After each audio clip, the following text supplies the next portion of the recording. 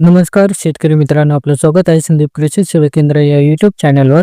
आपलं मनपूर्वक स्वागत आहे. काल हिंगोली जिल्ह्यात झालेल्या अतिवृष्टीमुळे बाधित झालेल्या शेती पिकांची पाहणी करताना पालकमंत्री नरहरी झिरवळ यांनी एक मोठं विधान केलं. त्यांनी सांगितलं की दसऱ्यापूर्वीच शेतकऱ्यांना नुकसान भरपाई मिळेल. हे ऐकताच शेतकऱ्यांमध्ये आनंदाचं वातावरण निर्माण झालं, कारण खरीप हंगामावर आधीच संकट आलंय आणि सगळ्यांनाच पैशाची निकड आहे. पण लगेचच प्रश्न निर्माण होतो, खरंच दसऱ्यापूर्वी नुकसान भरपाई मिळणार का, की ही फक्त राजकीय घोषणा आहे? तर सध्याची एक परिस्थिती अशी आहे की राज्यात जानेवारी ते मे दरम्यान अवकाळी पाऊस झाला, त्यांचे पंचनामे झाले, प्रस्ताव शासनाकडे गेले, पण अजून त्या मदतीचं वितरण पूर्ण झालेलं नाही. त्यानंतर जून ते सप्टेंबर दरम्यान पुन्हा अनेक भागात अतिवृष्टी झाली. हिंगोली, नांदेड, जालना, परभणी, धाराशिव, सोलापूर, सातारा, सांगली, नागपूर विभाग, कोकणातील रत्नागिरी, रायगड, सिंधुदुर्ग, सगळीकडे शेतकरी मोठ्या प्रमाणावर बाधित झाले. सरकारी नोंदीनुसार 42 लाख एकरपेक्षा जास्त क्षेत्र बाधित झालं आहे, म्हणजेच साधारणपणे 20 लाख हेक्टर.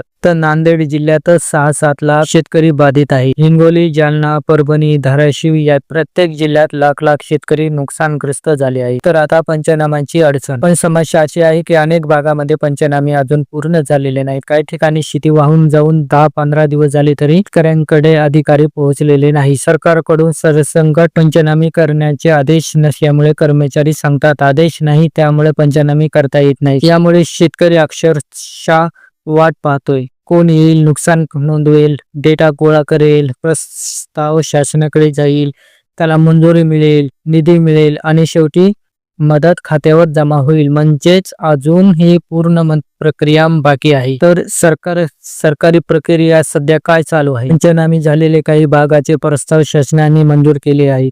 मंजुरीनंतर केवायसी प्रक्रिया सुरू झाली आहे, पण केवायसी पूर्ण होण्यासाठी आणखी 15 दिवस लागणार आहे. त्यानंतर निधी वाटपाचा टप्पा येईल. म्हणून प्रशासनाचं म्हणणं आहे की ही सर्व प्रक्रिया पार पडल्यानंतर पैसे शेतकऱ्यांच्या खात्यावर जातील. मित्रांनो, आणखीन एक महत्वाची गोष्ट म्हणजे स्थानिक स्वराज्य संस्थांच्या निवडणुका जानेवारी 2026 पूर्वी घ्यायच्या आहेत. डिसेंबर मध्ये आचारसंहिता लागू होण्याची शक्यता आहे. म्हणून सरकार शेतकऱ्यांना नाराज ठेवू इच्छित नाही. दिवाळीपूर्वी किंवा जास्तीत जास्त निवडणुकीपूर्वी नुकसान भरपाई दिली जाण्याची शक्यता खूप जास्त आहे. म्हणजे दसऱ्यापूर्वी पैसे मिळतील का, खात्रीपूर्वक सांगणं कठीण आहे, पण दिवाळीपूर्वी किंवा डिसेंबरच्या आत सरकारकडून मदत वाटप सुरू होईल असं दिसतंय. तर हिंगोली जिल्ह्याचा अपवाद, पालकमंत्र्यांनी विशेषतः हिंगोली जिल्ह्यातील शेतकऱ्यांना दसऱ्यापूर्वी मदत दिली जाईल असं जाहीर केलं आहे. हे खरंच झालं तर त्या जिल्ह्यातील शेतकऱ्यांना दिलासा मिळेल, पण इतर जिल्ह्यांच्या शेतकऱ्यांसाठी अजून थोडी प्रतीक्षा करावी लागेल असं प्रशासनाचं सूतोवाच आहे. तर शेतकऱ्यांना अपेक्षा काय, की शेतकरी अपेक्षा काय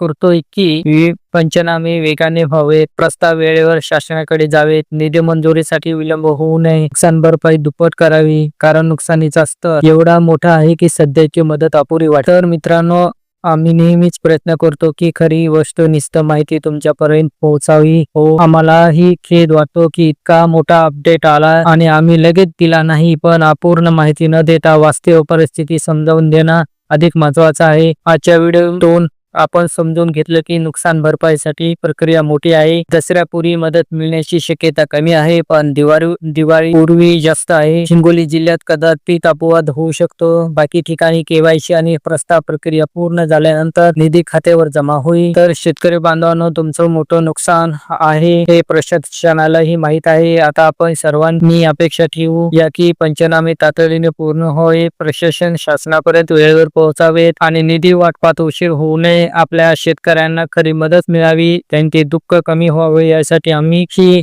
आवाज उठवत राहू. दसरा, दिवाळी सण आनंदाने साजरा करता यावा हीच खरी इच्छा. तर आपल्या संदीप कृषी सेवा केंद्र या यूट्यूब चॅनलला सबस्क्राईब करा. धन्यवाद. जय जवान, जय किसान.